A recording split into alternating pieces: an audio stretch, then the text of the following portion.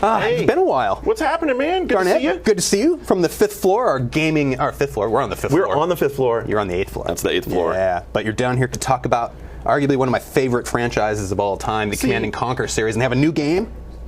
What is it? I had no idea that you were a Command & Conquer fan, but I gotta give you something real quick. You were talking about multi-display gaming, right? Okay, so we just got through GDC, and there's a game coming out for the 360 called Forza 2. It's a racing game, right? Yeah. So you've seen multi-display for racing games. So the guys who are making it's Turn 10 is the studio. They have this thing that they're going to do.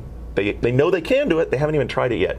If you happen to have 8 displays and 8 360s, you can slave them all off of one and create an octagon, sit in the middle of it, and have a full 360-degree panoramic display around you. That's the picture I want to see. I want to see somebody's living room. Your viewers can do this, right? I mean, there's somebody out there. You get enough friends together. Absolutely, they can do that. It'll happen in a college dorm room somewhere. Yeah, so Command & Conquer 3. Tiberium Wars. Yeah, they're finally wrapping it up. And I think that this is like, usually I'm into studios and developer, publisher being separate, the developer being independent. This is a case where you've got a big budget game that probably had to be done by an internal. Like, this is an EA studio internal now. Okay. And because they had that kind of money, they're able to actually do what fans want, which is bring in a star-studded cast. I mean, B-stars, right? But I mean, when you've got guys from Starship Troopers and Star Wars, and yeah, that is Lando Calrissian that's in there at one point.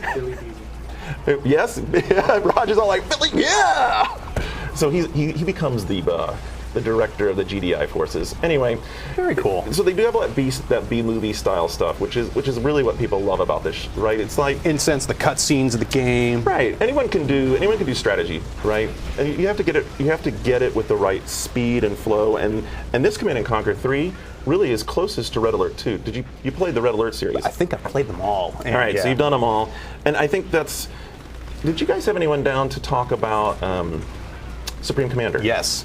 Okay, so this is like the antithesis of Supreme Commander. Supreme Commander is a game that you get into and you're going to spend hours playing, right? Literally. Command & Conquer is just the opposite end of the spectrum. It's very fast. It's like a two-tiered race. You're racing your economy because you have to get your economy going, have the resources to be able to build quickly, and be able to get to the top of the tech tree before the other guy.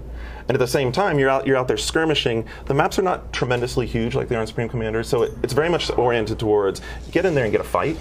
Keep the action hot and going, and have you like in the midst of it, engrossed in it, but like 30 minutes later, ready to go. Have to sit down, have dinner or whatever, be done with it. Very cool. How about resolution support? That was one thing. With all the older titles seem to limit themselves to a certain resolution. It just doesn't go any higher, like 800 by 600 for, say, like a StarCraft game, or it's also... You're in good shape. Awesome. You're in good shape with this. I mean, I'm running it upstairs on, what's that widescreen format? 1680 by 1050. By 1050. I'm running it on that.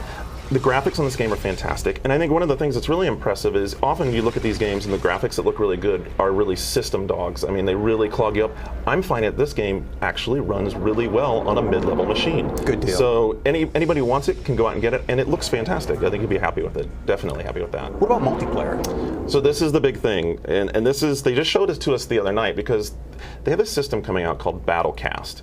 So think about first-person shooter tournaments and how sophisticated those have become. And we know that over in South Korea there's a lot of multiplayer gaming like with StarCraft. Well, I think this is going to give them an opportunity to do the same sort of thing in that it gives you, there's two sides to this Battlecast system, and what it is it's set up to make playing Command & Conquer 3 into a spectator sport. On the game side, you can set up with this game to be spectatable. If that's a word. Is that a word? Yes. Anyway, you can set up a game to be spectatable and the person spectator-friendly. Spectator-friendly. And so one guy can host it, and he's in essence like playing the John Madden role. And so everybody logs in, and instead of watching the view from your screen or from my screen, they're watching the commentator's screen. And the commentator can move the screen around to show and highlight things. Using voice over IP, he's able to talk about what each of the players are doing. He's also seeing the entire screen, so he can say, well, you can see here how player 2 has opened up a second build chain, and now they're producing, this sort of unit. They're doing mammoth tanks, and they're getting ready to make a mammoth tank rush. He also has Telestrator. So he can do, here's their second war factory. He can circle it on the screen. He can say, oh, look, he's putting out mammoth tanks. He can dot the mammoth tanks. He can say, oh, it looks like he's going to make an attack here and do like the old Discovery Channel thing, where he's showing where the attack's going to be. So that part is the in-game part. That literally is taking that concept of having a separate facility, like an arena, where you bring all the players physically together and have them duel with an audience, and maybe televise that, but now you can do that completely online. All with VoIP. And they have the website side that works almost like a YouTube, where they have channels where you can watch games in progress. You can also watch best games that are saved. You can also do like a calendar function if you're on the ladder and say you want to fight this guy who's like 3 layers ahead of you or something. You can send him an invitation and say, hey, I'd like to fight you on April the 3rd in the evening. How's that sound? And you can even schedule that to be a spectatable or to be shown on one of the channels. That's really sweet. Impressive. I think LAN parties are going to have a lot of fun with it. I think so. I'm not sure how popular it'll be with general public. You can lock that out. I mean, obviously, there's an opportunity for some guy to be a yahoo and jump in there and ruin the experience. But I don't think that'll happen that much.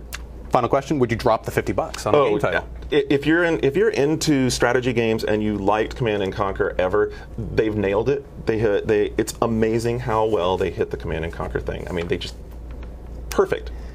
That time of the year again where I'm buying a game, it seems like every week. Anyway, great stuff. Thanks, Garnett. Enjoy. Appreciate it. See you next time. You guys should have me back more often. It's all blame it on Patrick. He's not here right now. Anyway, Tiberium War, Command & Conquer 3 is being developed and published by Electronic Arts, and it goes on sale for $50, or for $10 more, you can get the Kane edition. Ooh, what does that give you? I don't know. Anyway.